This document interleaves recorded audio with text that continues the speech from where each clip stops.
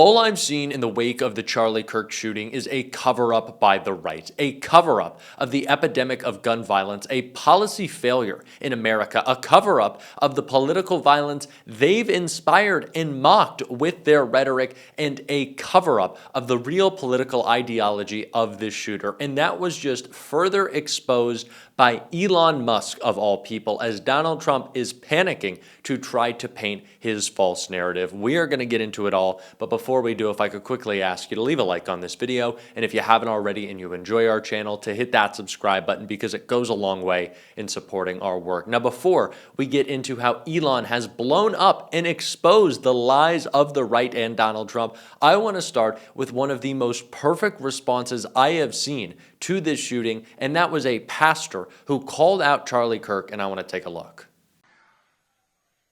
Charlie Kirk did not deserve to be assassinated. But I'm overwhelmed seeing the flags of the United States of America at half-staff calling this nation to honor and venerate a man who was an unapologetic racist and spent all of his life sowing seeds of division and hate into this land.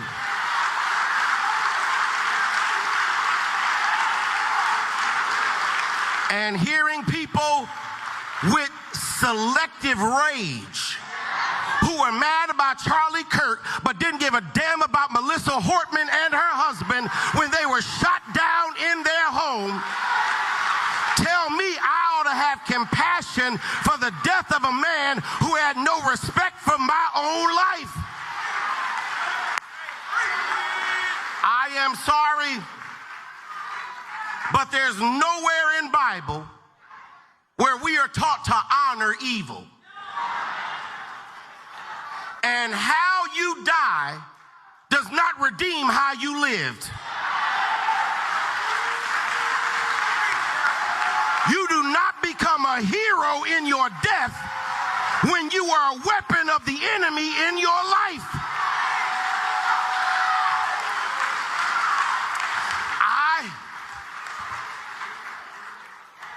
I can abhor the violence that took your life, but I don't have to celebrate how you chose to live. I am overwhelmed.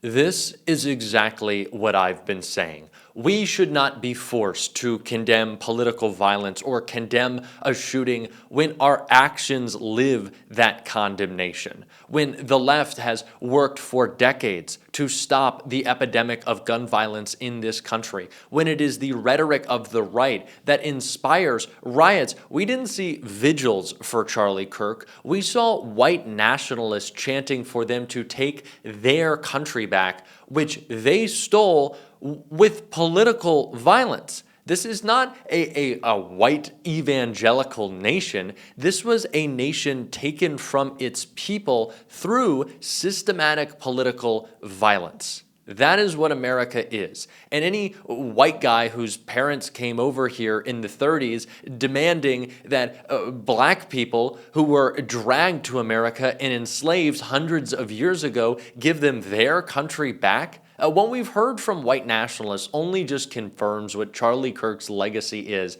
and that is one of violence through his words, inflicting pain on marginalized people and telling his supporters to harass them. And that is the rhetoric we see kept up even in the wake. And before we get to how Elon exposed the cover-up, I want to see how he contributed to that. You're in a fundamental situation here where whether you choose violence or not, violence is coming to you. This is what we're seeing from the right. And although Elon helped expose what it is, he's also so stupid that he was engaging with it. They want a war. They want something to point to get themselves angry, to justify their actions, because they want the authoritarian takeover by Donald Trump's government. That is what they are so desperate for. They don't want to heal. They don't want to mourn. They want to attack marginalized communities. That is what Charlie Kirk is about. That is what his legacy was about. about, and that is why I refuse to give in to this faux outrage and for my heart to break for a widow who is using her husband's death as an opportunity to, firstly, raise money, but two, try to inflict pain on marginalized groups. And that's what's been done by white guys who've carried out these attacks for decades. And Elon Musk tried to cover that up, and he admitted to it.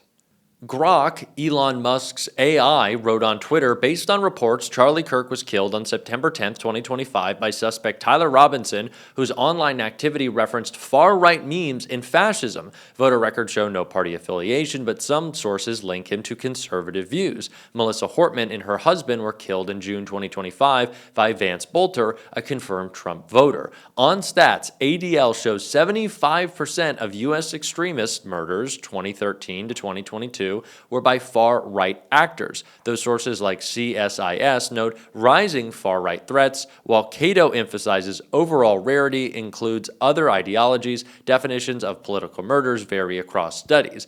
Elon responded to this factual report saying, "My apologies. We are fixing this cringe idiocy by Grok."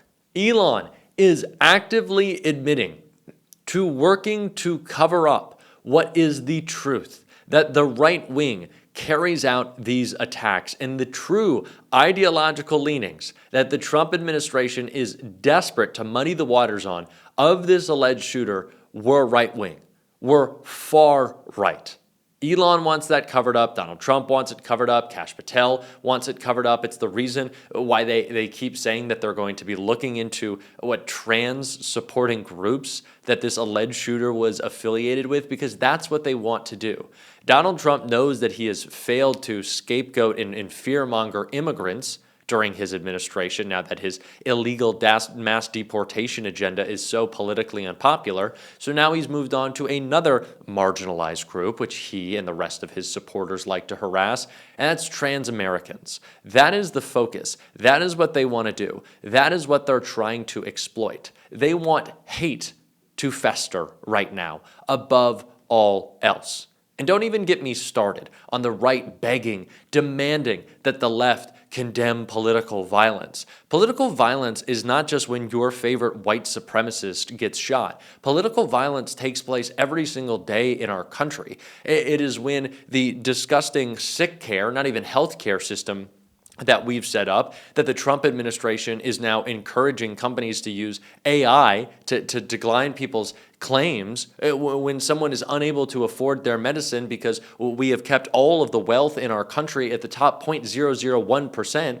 People are dying because they're rationing insulin when they're going bankrupt because they can't afford their cancer treatments. That is a form of political violence. Donald Trump disappearing people, shipping them to El Salvador, what do you think? They do that nicely? Do you think they say please? No, they throw you into the back of a van. And so get out of here with this selective outrage, this selective memory. It's bullshit. I'm tired of it. This is what is happening in our country on a daily basis. For you to say, oh, this isn't who we are, this is exactly who we are because you voted for the fucking fascist. And I'm tired of acting like that's not the truth, because it is. So spare me the fake tears, spare me the faux outrage, spare me the little Instagram story that your conservative friend from high school, this is hitting a little close to home right now, who doesn't want to talk about kids in Gaza getting killed, but Charlie Kirk, because he made fun of black people, they love him, and they're all riled up. Jasmine Crockett put it perfectly in the way that she described the truth of this situation. The Supreme Court had one of its shadow docket decisions, which are kind of dodgy because you don't get a real explanation. Yeah. And this one is about ICE raids in Los Angeles and the ability for ICE to kind of just roll people up, right? Because of accent or ethnicity or what they look or where they happen to be if they're gathered outside Home Depot. Yeah. Supreme Court said that was okay. Yeah. Which is kind of wild because the Fourth Amendment of the Constitution says it's not okay. Yeah, so it's interesting as we sit here in New York. I can think back to a time in which there was stop and frisk. Yes, that's correct. And I could think back to a time in which that was found to be unconstitutional. That's right. And it was considered an unreasonable search, as we know the Fourth Amendment stands for. And now it's almost like this argument that the Republicans have been making that somehow if you are not an American citizen, that you are not afforded the same rights under the Constitution. Like, I've got colleagues that debate whether or not they are entitled to due process, and it's like, actually, That's they not are. debatable, yes. Like, it's not debatable, but they are trying to make it debatable. They are trying to make it seem like, well, if you're an American citizen, you get it, but if you're not an American citizen, you don't get it. And that's why we saw Donald Trump just randomly kicking people out of this country and not giving them their day in court. And we know that even American citizens have been rounded up in that. And so that is what's so dangerous about this opinion, is that we know that you don't have to pass an accent test to actually be a U.S. citizen, right? So this idea that you can look at somebody and say, I'm looking at you and I think that you don't belong. Well, who is it that does belong? That's my question, because it seems like they are all about making sure if you don't have any melanin or very little, then you're the ones that look like you belong, and you can't look at somebody and know whether or not they are a U.S. citizen. So why is it okay for ICE to then go out and see somebody and look at them or hear them and say whether or not they're a U.S. citizen, to the extent that they are, in my opinion, violating their constitutional rights? And for those people who don't fear that they'll be arrested in an immigration roundup because they look like they belong, this amendment, the idea that we've softened up around the Fourth Amendment, will one day come for you, because today it's about immigration. But if it could be about anything at this point. No, and again, I think you might be a subversive. Well, and I also think that we may end up going back to stop and frisk. I think that they may end up relitigating that and then just decide that they want to go into certain communities and they want to start rounding up certain people, whether it's that you wear a long black trench coat or whether it's that you are black. Like, I think that they may end up relitigating that issue specifically because of this opinion. So I think it's a slippery slope. And of course, the complication here is because of the shadow docket stuff. You would think that if you're going to attack something that is an amendment in the Constitution and you're going to say that there's something wrong with it, I'd like to have a thorough airing of that. No oral argument. On this issue, not hearing where the sides are coming from, not hearing from the justices and having them ask questions and really test it and to make sure that it stands up to constitutional muster. No, it's a very dangerous thing to do, especially in this time of over-policing by this out-of-control executive. And that's the issue, right? If you want to condemn political violence, protest against Donald Trump's ICE raids. Call out his administration. Stop voting for Republicans.